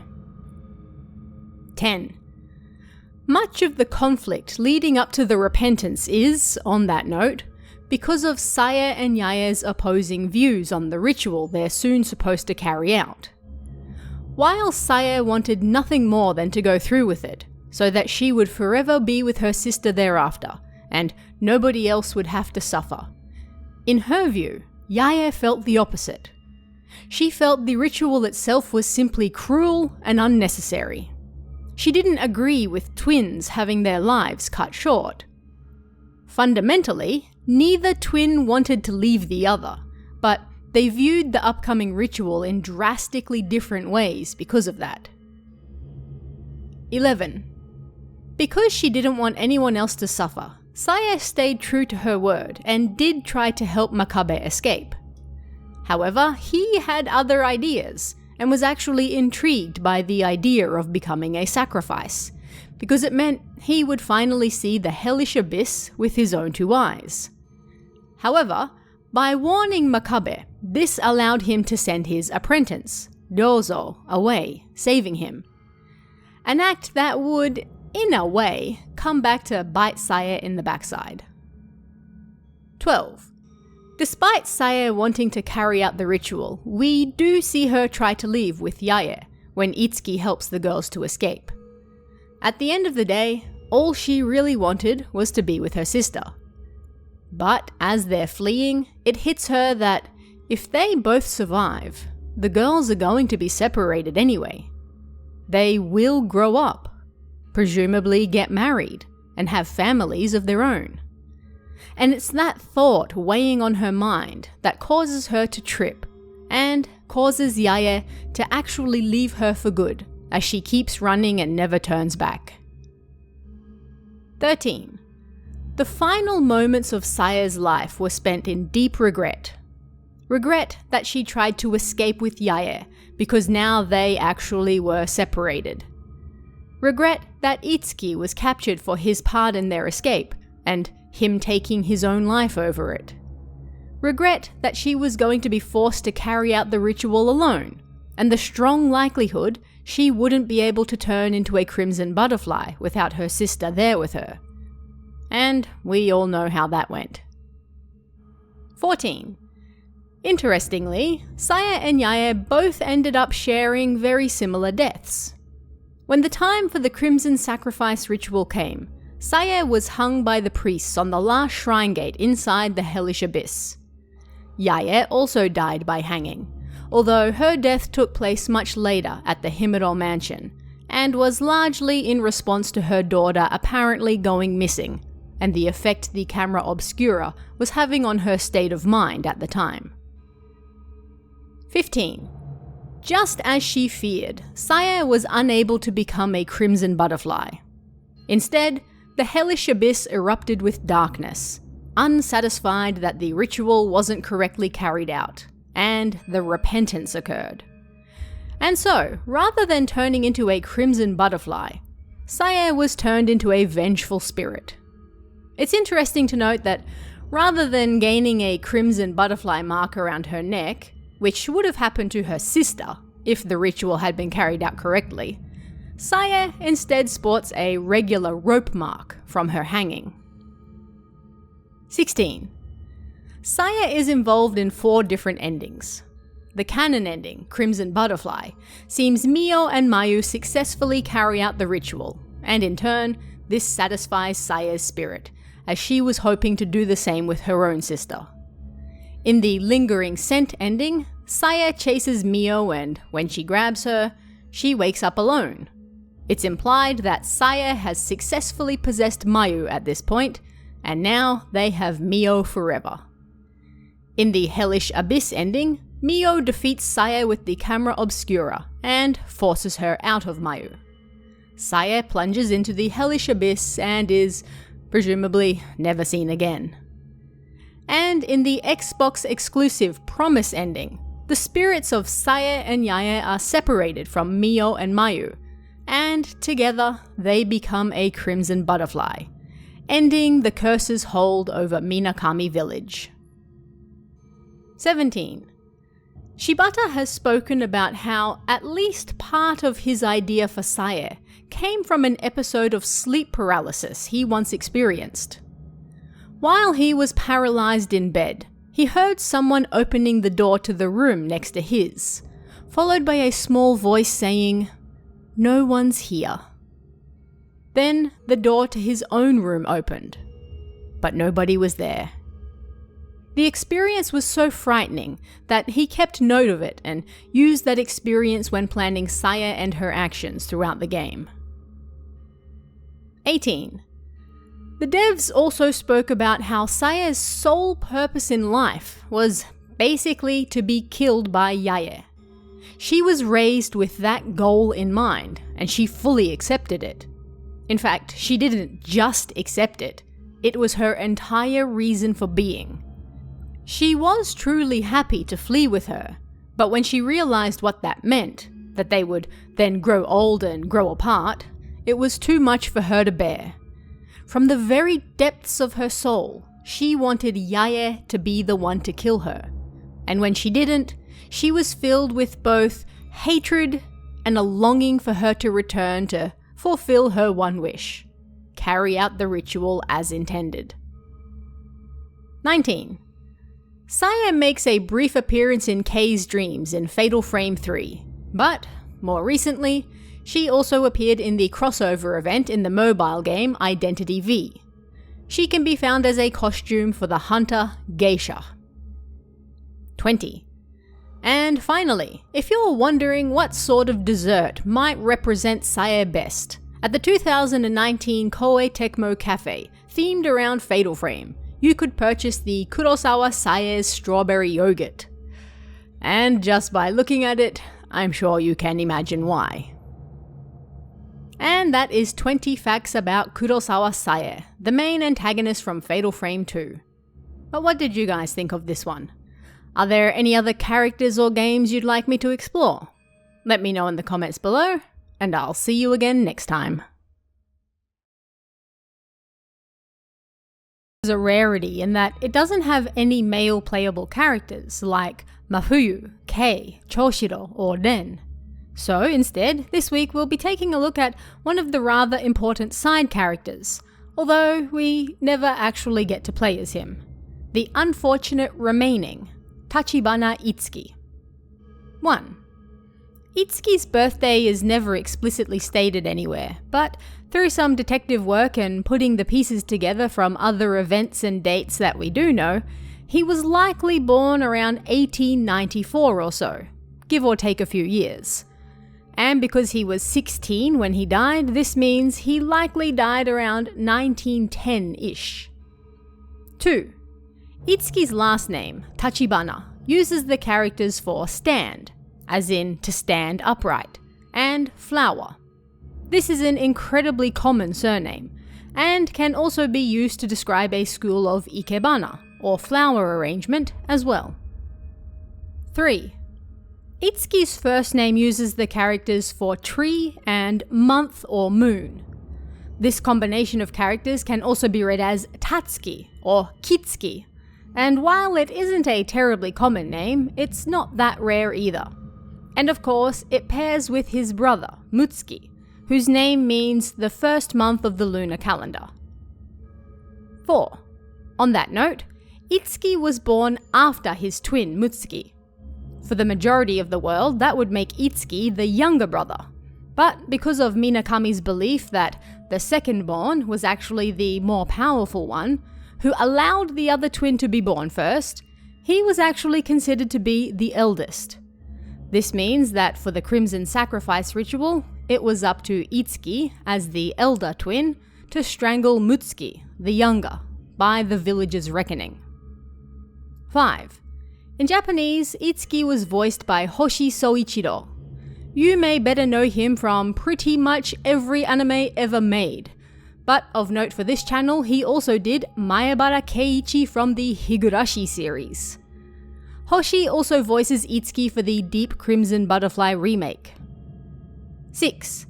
In English, he was voiced by Sam Saletta, who has also done a decent amount of acting and voice acting over the years, and even did some dubbing for Gantz and Elfen Lied, another series I enjoyed back in the day. For the Deep Crimson Butterfly remake, he was voiced in English by Cameron Stewart. 7. As a male twin destined to perform the Crimson Sacrifice ritual, Itsuki was referred to as an altar twin. The Japanese term for this is simply Futago Miko, with Futago meaning twin and Miko, in this case, referring to an honorable child for boys, and shrine maidens for girls. To keep that sacred theme for the boys as well, the English opted to call them altar twins. The only other altar twin we know of in the series is Yaya and Saya's father, Kurosawa Ryokan. One of Makabe's notes in the game tells us that, generally, the Crimson Sacrifice ritual uses shrine maidens, so girls. But, if necessary, altar twins can be used as well. That rarity is probably why we don't see or hear of many throughout not just this game, but the series in general. 8. Growing up, neither Itsuki nor Mutsuki were especially happy with their roles in the upcoming ritual. The boys accepted that they had to do it, yes, but they hoped that by being the ones to shoulder this burden, they could save Yaya and Saya from the same fate. After all, if the Tachibana twins failed, the Kurosawa girls would be next in line. In fact, they were so worried about the girls that even before their own ritual, Itsuki and Mutsuki came up with a plan to get Yaya and Saya out of the village should their ritual fail.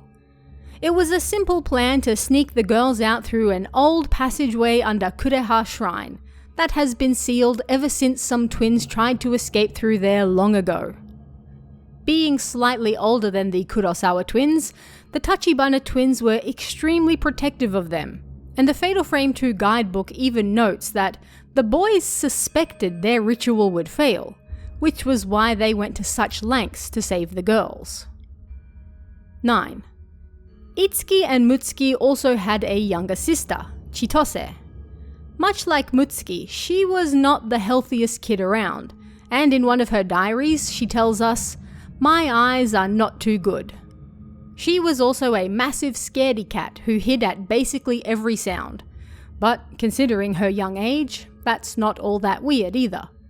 In fact, she seems to be too young to even understand what happened, and why her brother Mutsuki went missing after the ritual. And after the ritual, Itsuki gave Chitose a bell that she could wear on her wrist that would ring whenever trouble was near. Hearing that, he would be able to find and help her, no matter where she might be hiding. 10. While we don't know the full details of their ritual, Itsuki and Mutsuki did carry it out. However, it still failed.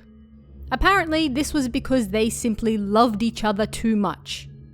It appears the boys did consider running away beforehand, but in his diary, Itsuki tells us that Mutsuki is too weak to run away, and there is no way I can carry him.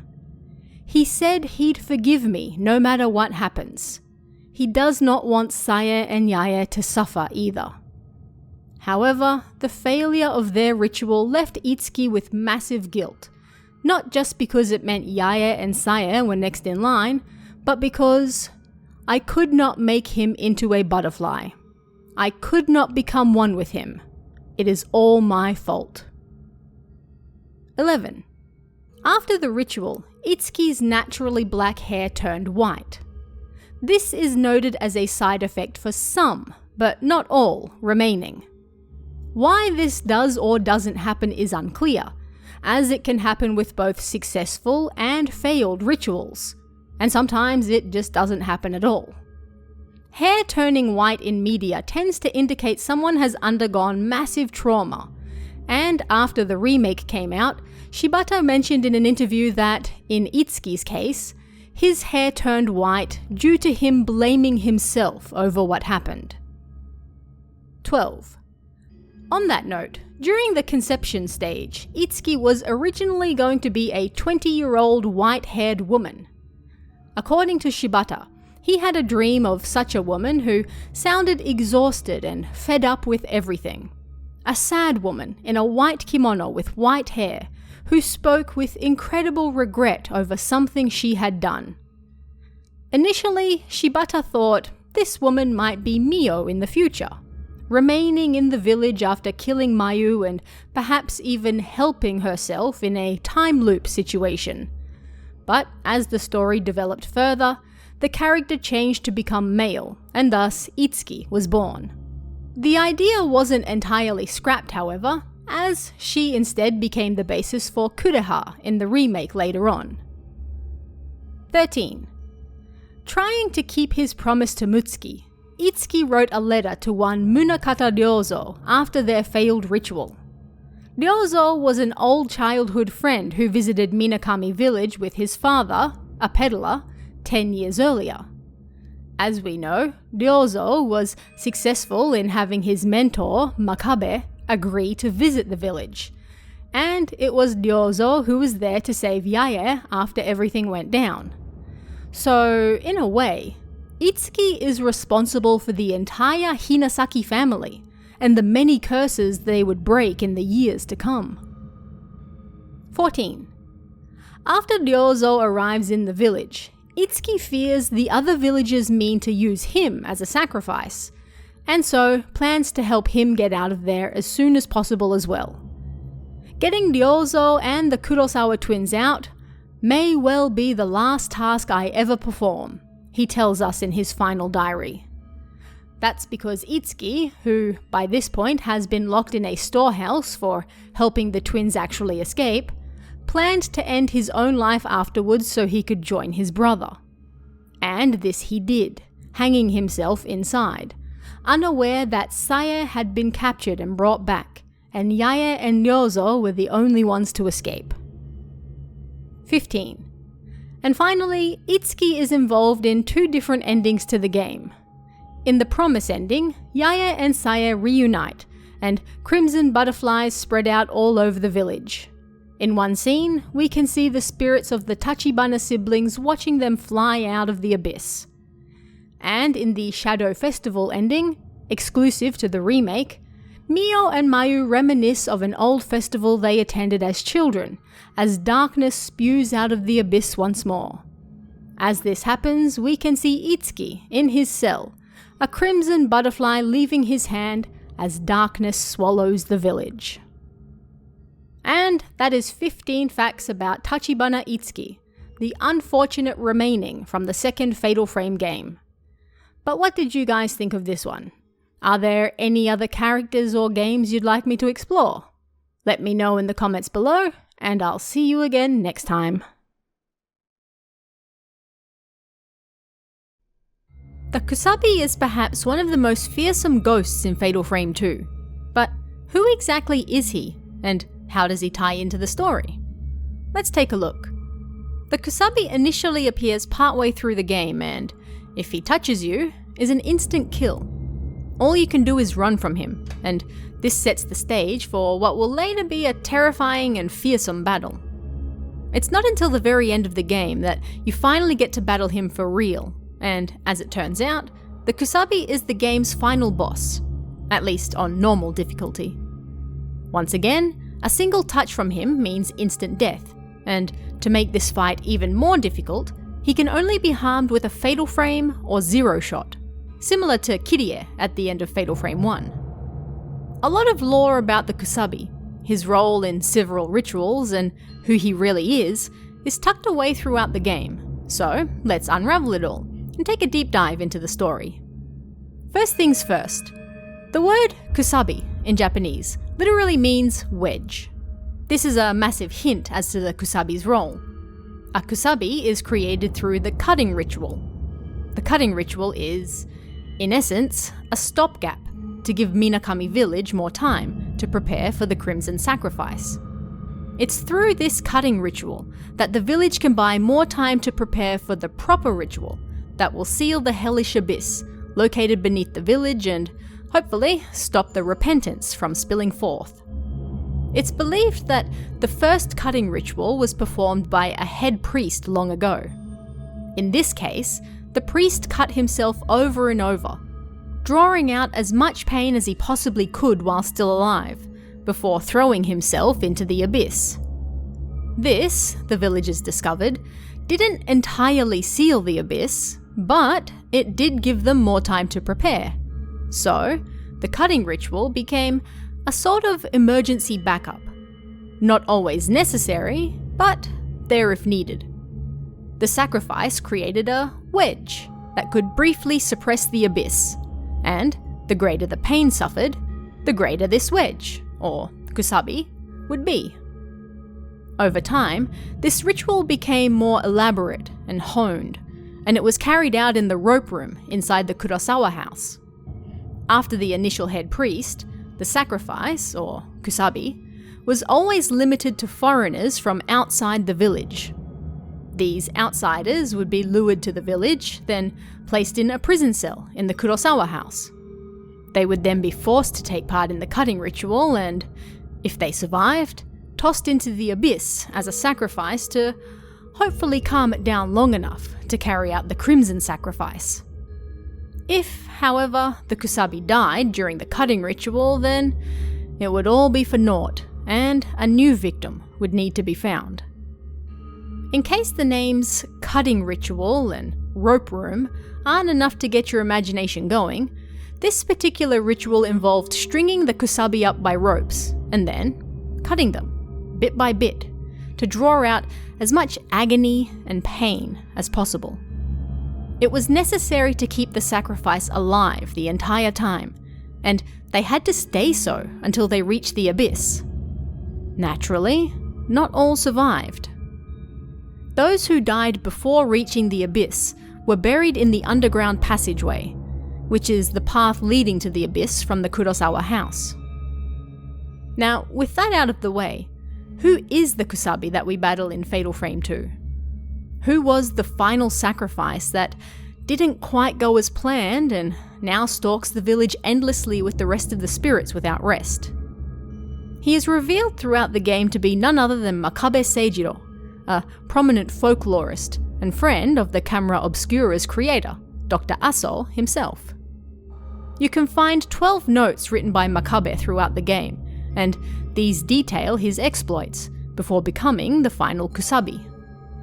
He describes being welcomed warmly by Kurosawa Ryokan, head of the Kurosawa family, and he remarks on the village's interesting traditions.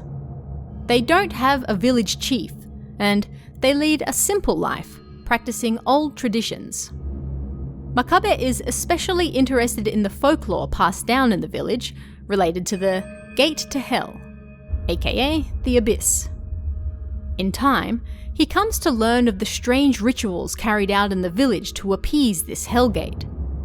He also starts to cotton on that perhaps the villagers are being so kind to him because they have ulterior motives. As such, he decides to send his assistant, Munakata Ryozo, out of the village before anything bad happens. Munakata, if you're able to keep your confusing Fatal Frame family tree straight, ends up becoming Hinasaki Miku's great-grandfather. If Makabe hadn't sent him away that day, a lot of things would be different, that's for sure. Before long, the villagers actually start calling Makabe Kusabi to his face. He also learns of other outsiders coming to the village before him and becoming ceremonial sacrifices. He's then jailed, and it becomes apparent that yes, the villagers plan to sacrifice him as well. The cell they keep him in also stores numerous documents, and it's here that Makabe learns more about the hellish abyss and the various rituals related to it. Interestingly, as the time for the cutting ritual approaches, Makabe doesn't seem afraid, but rather intrigued. He notes that if the gate to hell, known as the hellish abyss, really does exist, I will be able to see it with my own eyes tomorrow. Even if I am to be thrown into it as a sacrifice, I am at least happy that I can see this forbidden place at last. Another note written by Makabe that can be found in the Japanese Zero Akaicho Complete Official Capture Book also mentions Makabe was fully aware of what was going to happen when he sent Munakata away, but in the end, didn't go with him because he wanted to see the Hellgate for himself. In the end, he let himself become a Kusabi to grab a glimpse at something that nobody alive had ever seen. As a folklorist, this would undoubtedly be the pinnacle of his career, of his entire life, even if that meant his death immediately afterwards. The abyss sucked him in, and he was unable to escape it. Makabe's cutting ritual was actually a success, and he survived. His cut body was tossed into the abyss, and that appeased it for a brief period of time. However, the crimson sacrifice that followed failed, and it was this failure that led to the repentance. The hellish abyss unleashed darkness upon Minakami village, and from that darkness, the Kusabi, Makabe, and Kurosawa Sai, the final twin sacrifice, returned. The darkness enveloped the village while the Kusabi slaughtered any in his way. He killed almost the entire village, and those who escaped his grasp eventually went mad and died anyway.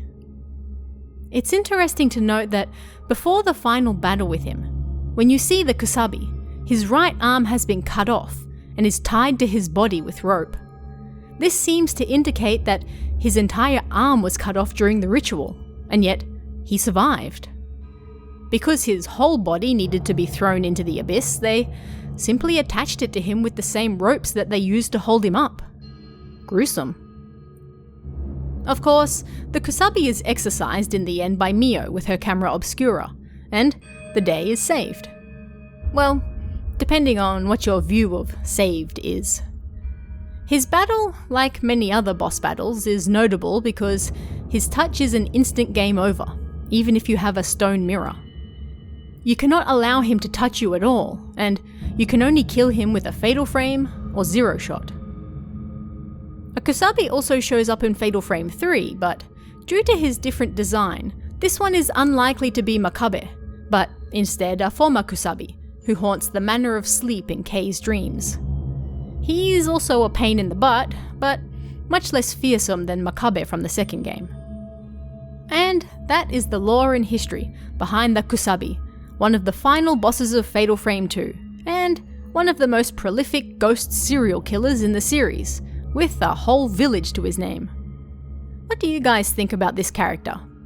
Who was your favourite enemy from the game? Are there any other characters or rituals that you'd like to hear more about? Let me know in the comments below, and I'll see you again next time. Itsuki is perhaps one of the most memorable characters from the second Fatal Frame game, and the story of his life and how he came to be in the game is no less tragic than any of the others also trapped there. He becomes a vital part of solving the mystery, and, for many, one of their favourite characters from the entire game. But who is he, and why is he locked up in a cell when you first meet him?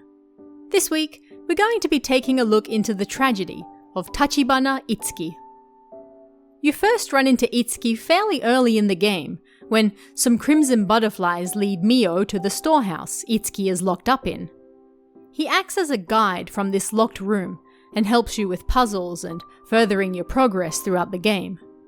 He's a bit of a mystery, but the further you delve into the village and the more you discover of its history, the more we learn of Itsuki himself and the tragedy that befell him.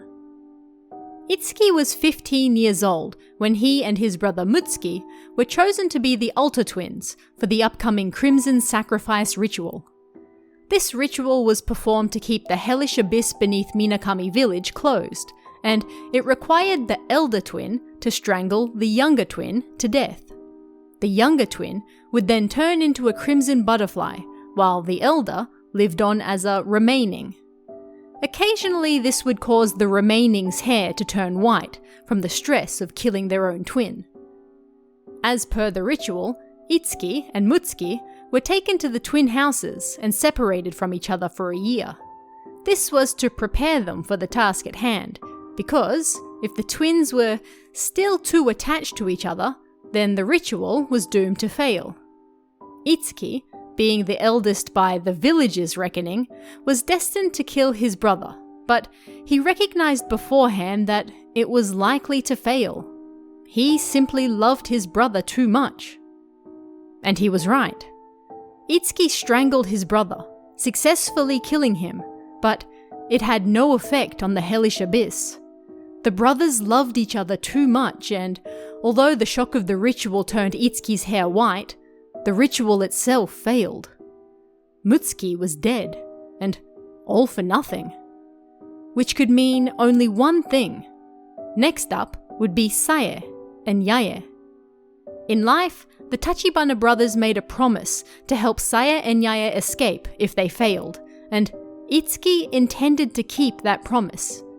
In fact, knowing that the Kurosawa twins would be chosen next, if the Tachibana twins failed, was what kept the boys from running away themselves.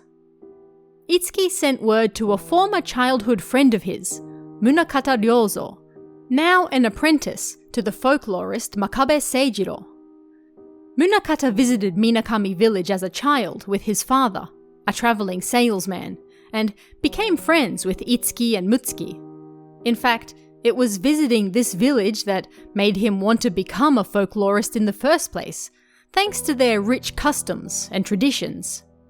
Even after he left, the boys kept in touch via letters, and it was in one of these letters that Itsuki informed Munakata of the upcoming ritual.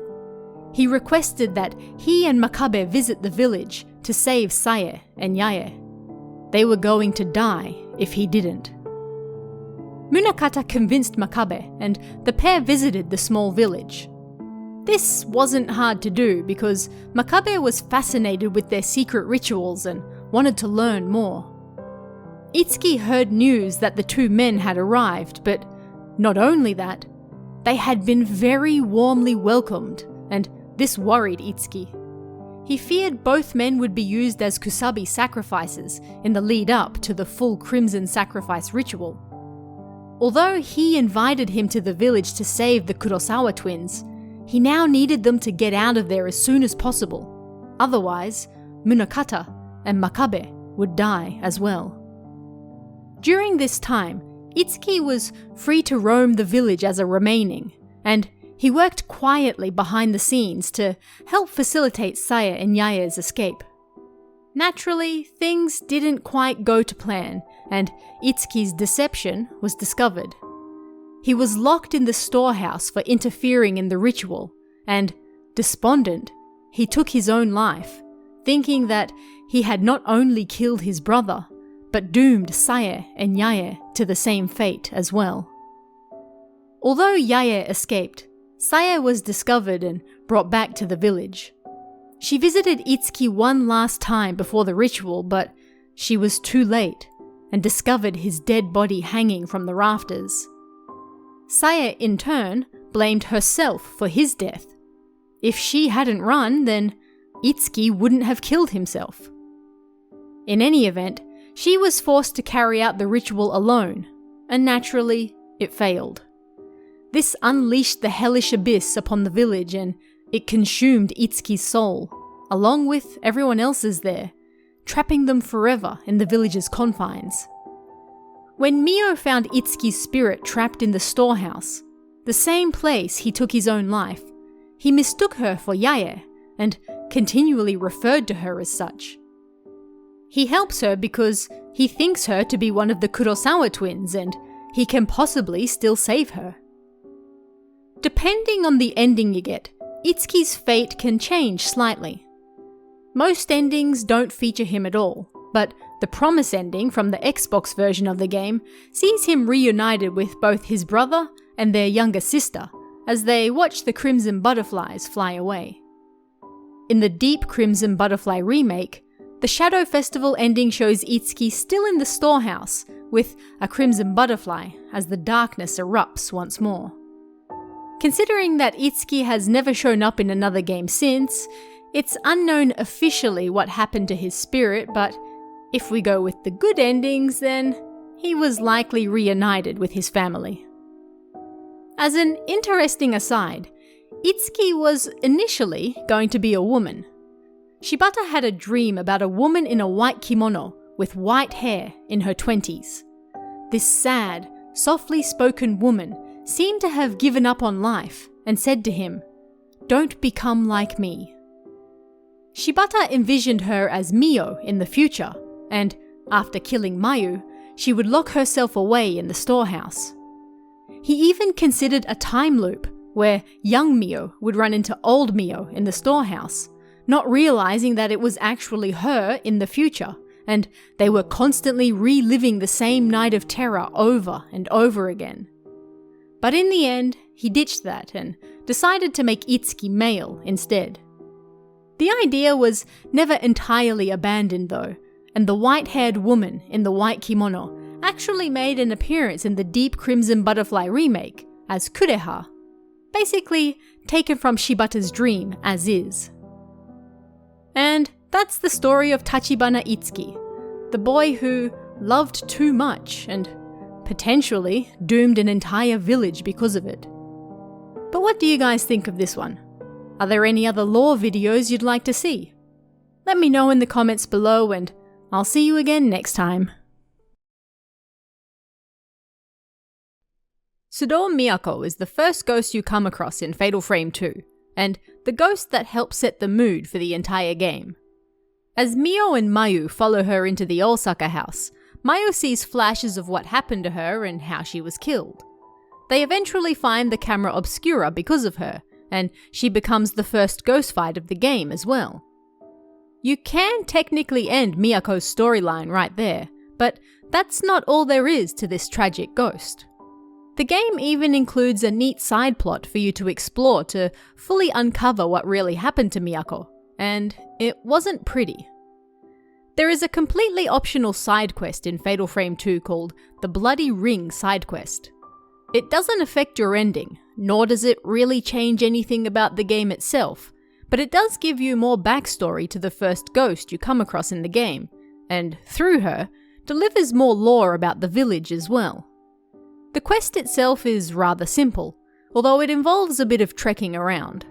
I won't describe it all here, but it involves visiting the Osaka house in Chapter 2, the Kurosawa house in Chapter 4, and then going back to the Osaka house in Chapter 5 with said bloody ring. If you do all of that, you'll be presented with a much fuller picture of what really happened. And what really happened to Miyako? Well, let's take a look. Miyako was 25 when she visited Minakami village looking for her boyfriend, Makimura Masumi. He was a land surveyor conducting a geological survey for the upcoming Minakami Dam.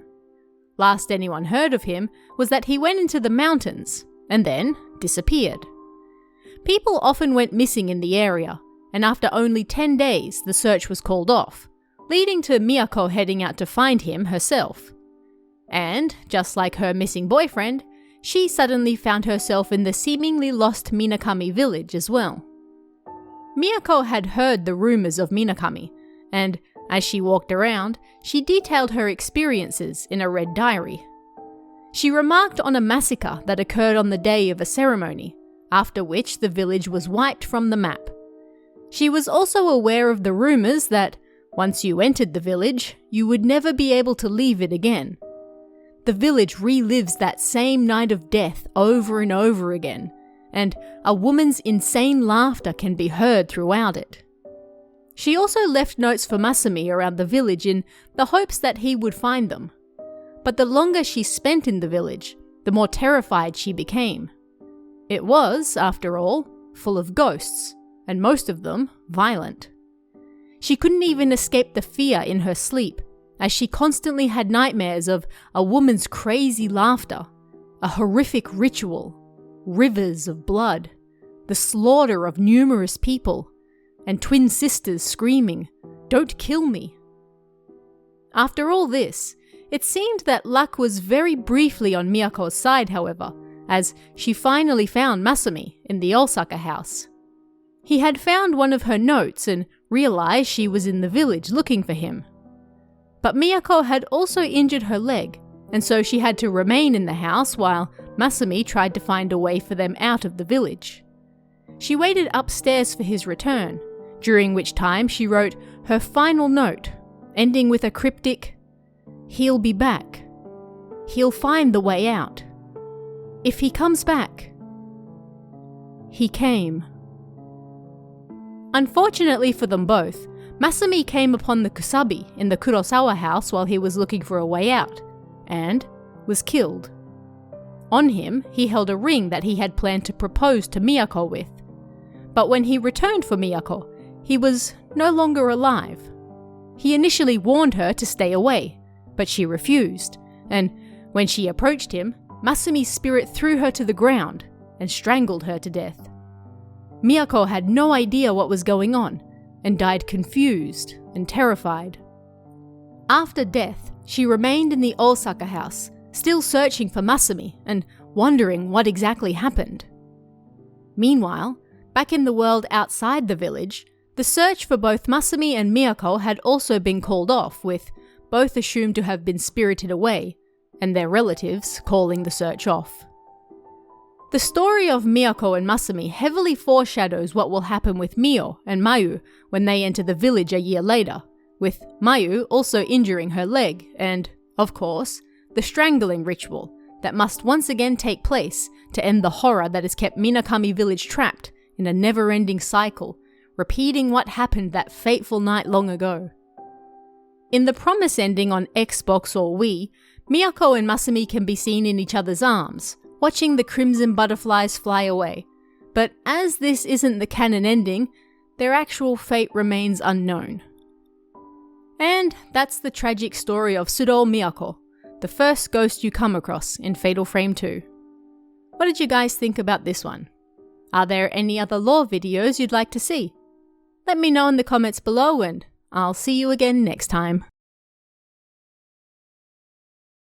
Fatal Frame 2, arguably the most popular game in the series, was released in 2003 to great acclaim.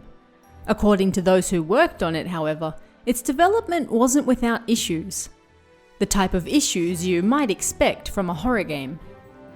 On the Japanese website, you can find an interesting article about the true stories that happened during Fatal Frame 2's development. Reportedly, None of the developers were horror fans, so the behind-the-scenes incidents rather frightened them, and you can actually find one of those incidents still in the game. According to the official website, in a certain file in the Spirit Stone radio, we found an unbelievably real groan that we didn't record. The first time I heard it, I was happy at the sound director's amazing work. Yet, he said to me, trembling, "I didn't make that sound. I spent all of last night trying to erase it, but I couldn't." Well, it was the real deal, so we left it in there. There are a lot of spirit stones in the game, so a Japanese YouTuber by the name of Caravan's Channel wrote directly to one of the staff members who worked on the game to find out which stone the voice was recorded on. The staff member didn't remember the full details, but revealed it was one of the priest's stones. After working through them, this supposedly real groan that wasn't purposefully recorded by the sound director was found in the glowing red crystal. Have a listen for yourself.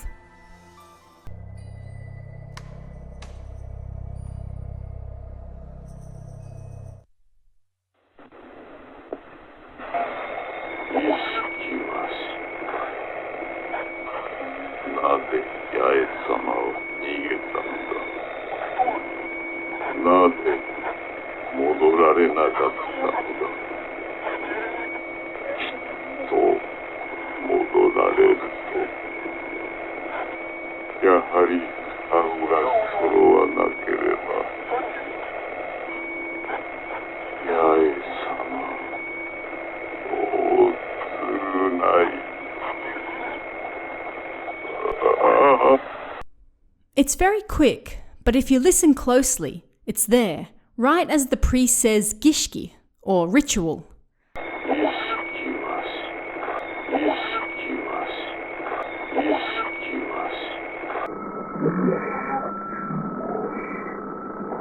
This voice was apparently not recorded by the sound team at all.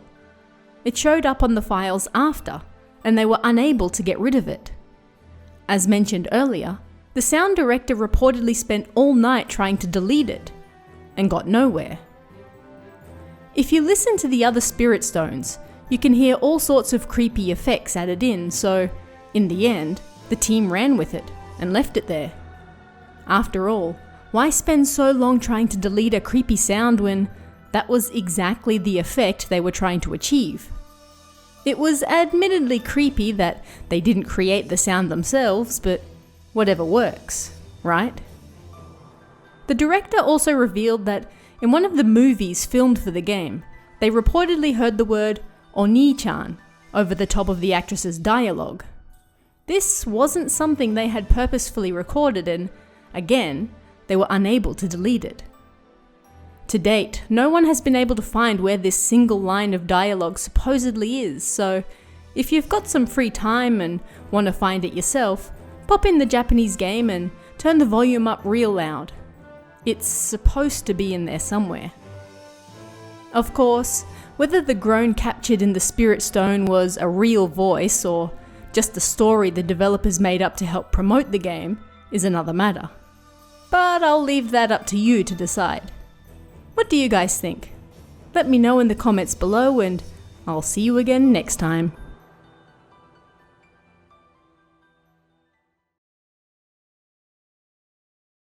We've previously covered strange happenings during the development of the first and third Fatal Frame games in this series, but what about during arguably the most popular game of all, Fatal Frame 2?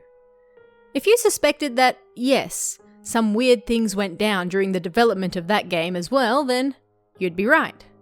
This week, we're heading back into Fatal Frame's apparently perpetually haunted development cycles, to look at a few of the strange events that went down during the creation of the second game, all from the mouth of Shibata himself. First, an incident that didn't occur during development, but inspired one of the hauntings in-game. When Shibata was in high school, he recalled an incident where his grandfather came home one night bleeding from the head. It turned out that he'd fallen into a nearby river in the darkness because of his poor eyesight, and then crawled his way home. Naturally, the household fell into a panic, and it was up to Shibata to call an ambulance, while other family members treated his injured grandpa.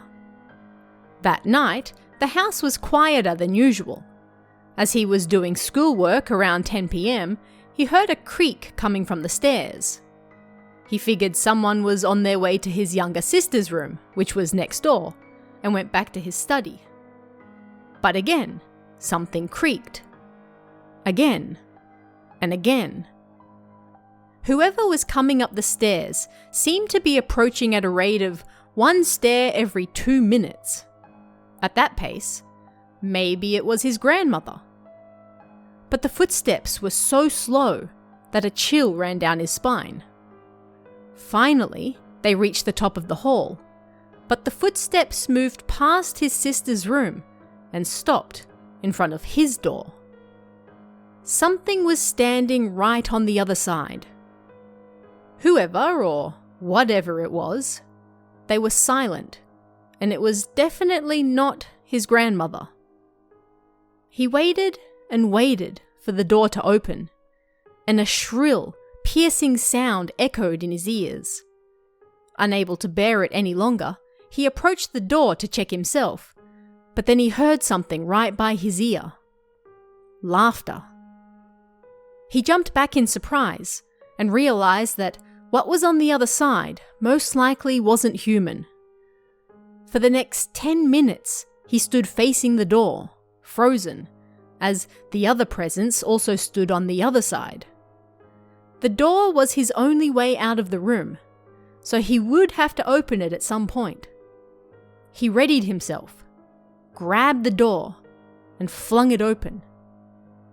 But nobody was there. He was met with nothing more than cold night air. He later asked his sister about it, but she hadn't heard anything, and he never found out what it was either. But the strange experience stuck with him, and so Shibata later included a similar, although slightly different, experience in Fatal Frame 2. Which part of the game do you think he was talking about? Let me know what you think in the comments below.